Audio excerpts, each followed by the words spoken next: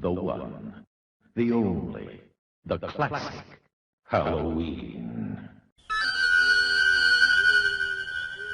Halloween night. A small American town.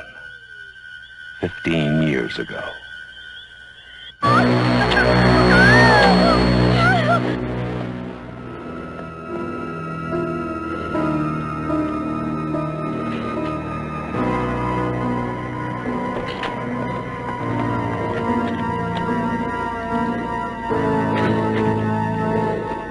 Michael? Halloween. I spent 8 years trying to reach him, and then another 7 trying to keep him locked up because I realized that what was living behind that boy's eyes was purely and simply evil.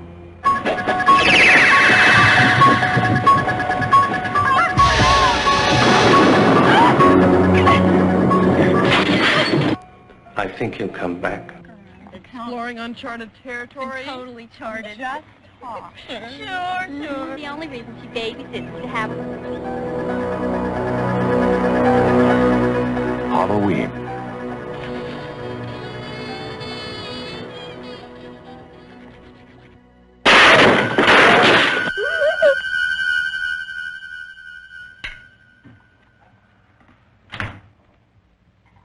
Okay.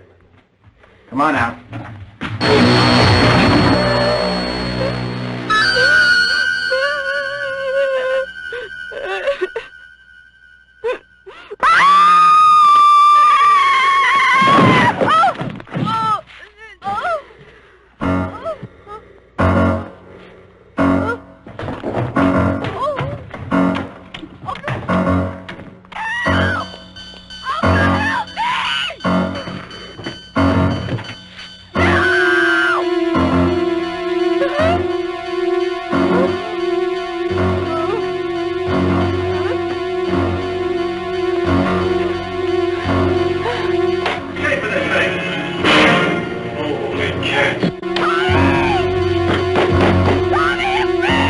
Halloween.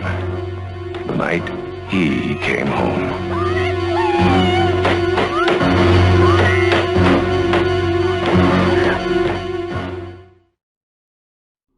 Welcome back, everybody, to Late to the Party, where we review movies that are at least 10 years old and find out whether or not they hold up over time. In our group, we've got 3 Gen Xers who wish they were boomers and 3 millennials who can't find their way out of a paper bag. And we're reviewing this week John Carpenter's Halloween from 1978. Ironically, by the time you watch this, it will be well after the date of the 25th, which is the date that the movie was released, which is also the date that we're doing this review. So meta. I know. It's like perfect timing for the season.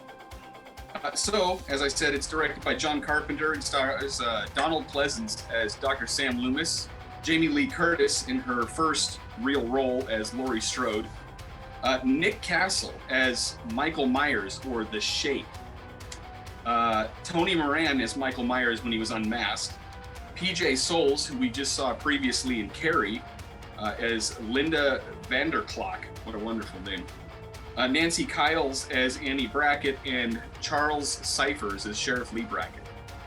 The music was also done by John Carpenter. Apparently this is a common thing for him in his films. And as for ratings, the rest of the world thinks on IMDb that this is a 7.7 out of 10, has an 89% audience score on Rotten Tomatoes, and guys, 5 out of 5 stars on Walmart.com. All right. Now, I know that this is gonna get Jose's juices flowing.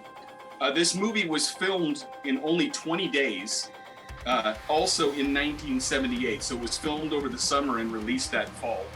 And it was filmed on a $300,000 budget, but ended up making $70 million in the box office, and was the highest grossing independent film until the Blair Witch Project came along. So, I'm sorry, that's false. Oh, it's false. It's until the Paranormal Activity, which was made on a $11,000 budget, and they made $126 million. That's right. Hey, Wikipedia done did you dirty. I can only say what the interwebs tell me. All right. Has anybody? False news. Has anybody? It's called fake news, honey. Same thing. Has anybody not seen this movie before we reviewed it this last week? No? I don't know if Jose's holding up his hand against it. That's true. Jose will have to make a sound or something. But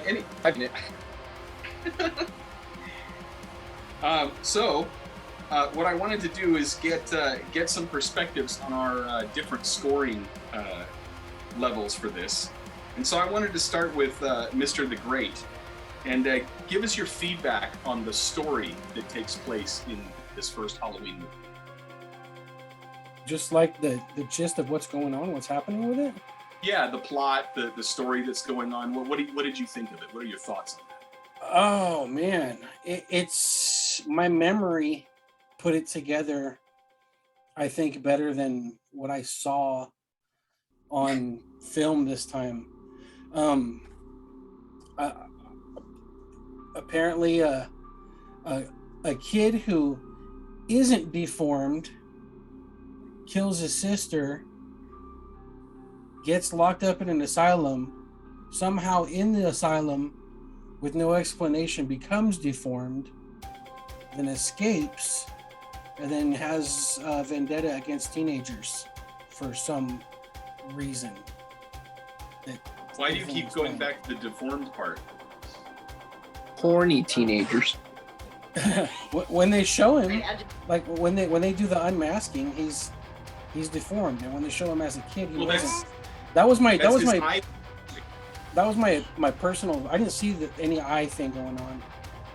You know, She I don't know. stabbed him with the coat hanger. Oh, that's it, huh? Wow, that's something special. Jeez, I don't know. I was too busy trying to look through the eye holes during the beginning to pay attention to that stabbing part. So, But, apart from the wild inconsistencies with Michael Myers, what did you think about the rest of the film? I'm watching this movie and I'm just like, the buckets. I gotta think about the buckets. All right, so the music is dope. It's got a. I'm not gonna score it right now, but it's iconic. You know, the acting was like, it's not gonna win any daytime Emmys. That's for sure. Even Jamie Lee Curtis and the rest of them was a pretty square deal. So I watched the what's that show on Netflix, The Movies That Made Us or whatever, on this today, and it was fascinating what they were able to do with what little resources they had and whatnot. But that was after I had already just watched it and was thoroughly disappointed in a lot of different ways. So we can dig in deeper a little bit down the road, but as for right now, I was fairly disappointed. Okay.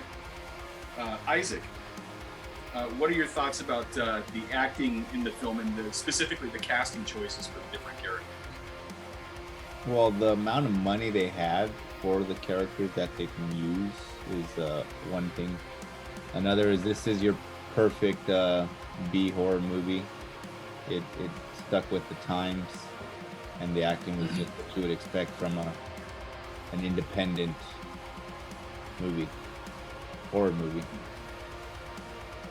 Who do you think did the best in terms of their performance? Michael Myers. The guy with no lines whatsoever. The guy with no lines, the dude that just stood there and would just pop in and pop out. Like, that dude was quick. The sprinter. Yeah.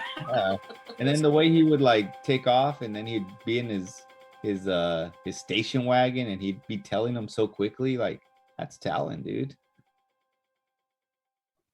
And plus, he was able to time his driving to get around behind Dr. Loomis at the right Yeah. time. Yeah. And I was like that too. I was like, I forgot about this scene. It's like a scene that doesn't stick out in all the times I've seen this movie. And I was like, he was there. He had to maneuver around him the whole time. What did you think of his acting when he was getting shot? He's just.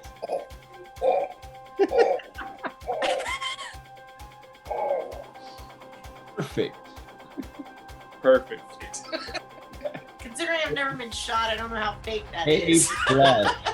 I would imagine it'd feel the same way. I'd react the same way. That's right. Tupac All right, got Lego. shot 9 times. I mean, 50 Cent got shot 9 times. But I'm pretty sure that's how he sounded when he got hit. I heard that dude crapped himself when he got shot, but go ahead. Lego, do you have any thoughts about the directing of the film or the production values? Yeah, I guess as far as production value goes, it's about on par for what you'd expect for a horror movie from that era, maybe a little bit higher. Directing, decent. There was no shots that felt especially odd. There was no weird, let's say like zoom ups or like cutting or editing that was odd. There was no it was very by the books. Like here's an establishing shot. We know where we are. Here's the characters. You know, we it was easy to follow what was happening. But maybe the pacing was a bit off. I don't know if that's a directorial issue, but I do think the pacing was off. The fun fact about this film, the opening sequence with the young Mike Myers, is one of the first examples in film of the Steadicam. And that whole opening sequence when he comes in and grabs the knife and makes his way upstairs was only done in like 2 shots. So it's a pretty seamless bit of filmmaking for 1978. Jose, what are your thoughts on the legacy and influence of this film? I don't think there's much that can be said about it that hasn't already been said. The fact that, like Isaac touched on something that I found interesting, it's like, yeah, Michael Myers has no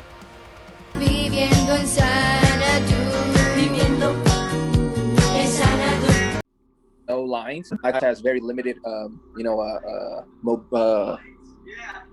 don't even know what the hell I'm trying to say, but the point is he steals every scene. It's like for a director, just stand right there, dude. We're just gonna point the camera right at the window. Holy crud, your eyes go directly there. Lego a long time ago told us something about when you take a picture, your subject should take up or 3/4 or something like that, some kind of rule.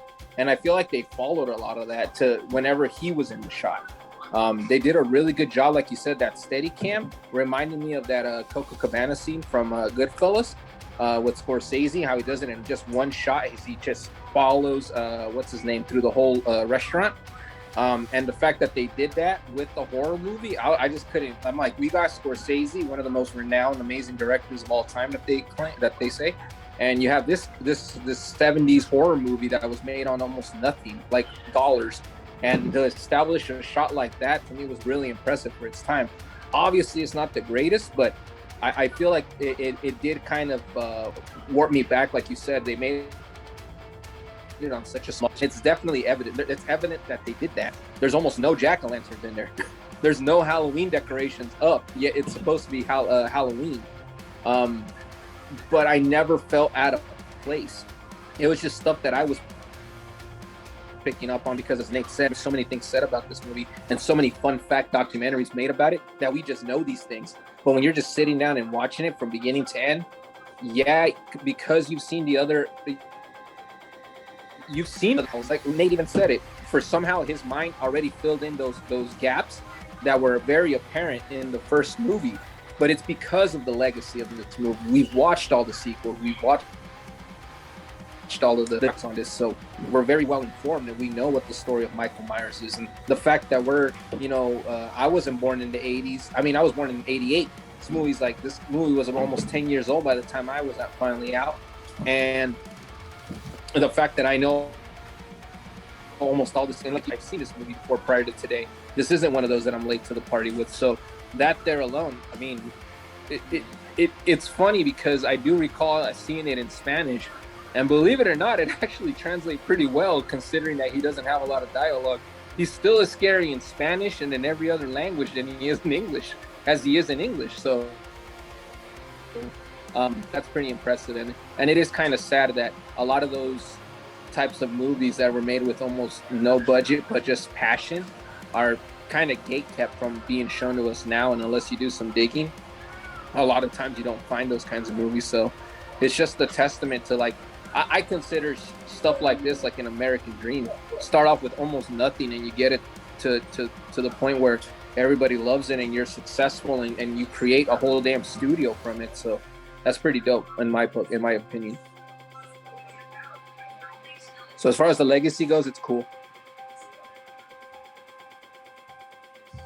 You know, one of the interesting tidbits about this film is that the guy who played Mike Myers while he was in The Mask, Nick Castle, actually went on to do other things in Hollywood, including directing this gem of a film, The Last Starfighter. So Michael Myers is the director of The Last Starfighter, if you can take that for what it's worth. Liz. Yes. How much fun is this movie to watch? Since you're normally averse to horror films, I don't think you seem to have too much trouble with it. No, in fact, you know, between Michael and Freddy and Jason and Chucky, and Michael is my favorite, and it's probably because he was the first one that I saw. And he scared the shit out of me. And you always remember your first scare. And it was fun the first couple of times I watched it because it still scared me the first few times that I watched it. But now, like, looking at it, it's just kind of, it's comfortable. Like, I'm familiar and I know what's happening, and it's just kind of like a warm glass of milk watching it. It's just a fun, like, I enjoy it, but I enjoy it because I'm comfortable with it, not because I'm expecting to be scared. I'm watching it because it's just a fun thing to watch. Since you're kind of a resident expert in the horror genre because of your prior work in the business, does it bother you at all that this film, being a slasher flick, has very little blood in it? No, in fact, I like it. It doesn't have all the blood in it. I don't like all the blood and gore and all of that. I mean, what you see blood at the beginning of the movie when he dices his sister. Basically, they splash some blood all over her boobs. And really, that's about all you see after that. Maybe a little bit here and there. Yeah, just scars and stuff. For the most part, no. And that was the point. The horror of it isn't the gore and the blood and the killing. It's the fact that this faceless, shapeless thing just keeps coming at you. You're not sure what his motivation is or where he's come from or why he's there. You don't even know why he's there. Thank you. The only reason why you know he's there is because the doctor tells you why he's there. Otherwise, you'd be just as in the dark as the rest of them throughout this whole thing. So I wanted to go back through everybody and get everybody's perspective on what they think is the worst scene in the film. And I'd like to go back and start with Nate again. What scene in the film did you get the most groans out of? The girls are walking down the sidewalk. There's the three of them, one of them smoking a cigarette. And they're all just like, oh my God, Becky. And that was just, I think if I dropped that scene from the movie, I probably don't think the acting is as bad as I think it is. But just there, it's so square. The dialogue is so contrived, if you will, at that point, that that was one of the screeching chalkboard for me when they were walking. Your thoughts on the worst scene in the film? You call me? Yes. Are we freezing up? Yeah. Is that why you Mine, it's the same. I was like really hating the whole conversation the girls were having. It was just like, it was so forced trying to show that they were young. It was like, look, we're young girls and we're dumb and naive. And it was just like, we could have done without this. Lego. Yeah, I gotta agree with the guys. I don't know why everybody in 1978 who was supposed to be 16 was already 33, but I guess that it was a different time, smoking, you know. But for me, the worst scene has got to be that I don't know if it's a courtroom or like a school auditorium, but where the doctor's telling everybody, oh, you can't let this guy out. You gotta put him away forever, whatever. I don't know, man. It felt like it was supposed to be really intense and really good. He was laying it down, but man, that was just, it was a groan fest. I was just like, oh man, can we get this thing going, guys? So, I don't know. I didn't like that scene. I didn't feel any symbology or anything with like the circles in the room was anything worth commenting on. So I did not care for that. Jose. I'm actually right there with Lego, especially when he's talking. Dr. Loomis is saying, "I spent 7 years trying to help him, and then 8 years trying to get him locked up forever." And I was like, "So you tried for 7 years and nothing?" I'm like, "Why didn't they just change the psychologist or psychiatrist, or whoever the hell was helping him?" I'm like, "Were there really that limited resources at that time?" Like that whole thing, like it's like Lego said, it felt like it was supposed to be like like some kind of like shocking revelation, but it fell flat. And wasn't bothered so much with the girls, like, oh my god, Becky, but I was more bothered with the fact that this dude's like really trying to like drive the point home that this dude's dangerous, and the guy he's talking to just seems like he was thinking about what he's gonna have for dinner that day. So yeah, it didn't work for me. That was probably the worst scene in my opinion. Liz?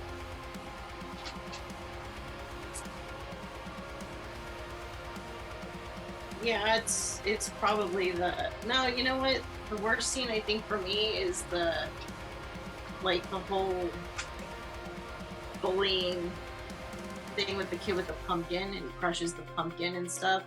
Not because of bullying or anything like that, but it was like the only reason why they did that scene was to put the word boogeyman in that little kid's head, and for that other little kid to run down and get grabbed by Michael and be like, you know. But for that one, I was just like, I always like look away when that comes up. But you know, like the girl thing, maybe because I'm a girl, that's just, I know sometimes it's how we talk. So that doesn't bother me as much. It was just like that. Yeah, sometimes there's little scenes like that. Yeah. All right. Well, let's move on to the buckets then and wrap this thing up. Nate, what do you got for us for buckets?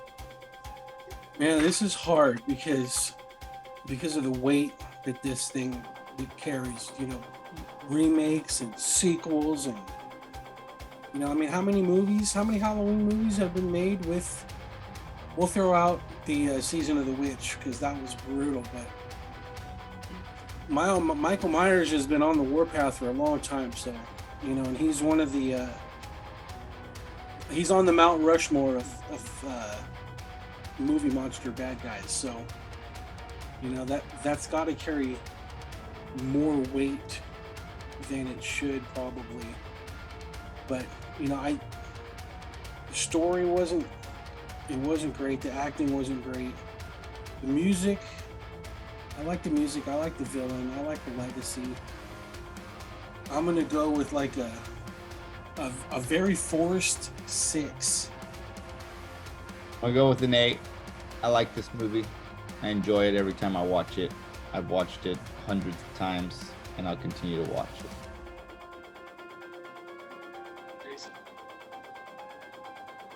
I'm very conflicted with this. Kind kind of for the same reasons Nate was discussing. It's got that massive legacy. There's a lot of things to like about this movie. It really does. It hits all of the B movie like horror notes that you want it to. It's got that. It's got something special to it, but it also has a lot of glaring issues. And for it to be like a perfect movie, I don't think it is. So I would say it's probably somewhere in the 10 to 5 range. But I don't know. I'm gonna round it out and give it a. It's a solid 8.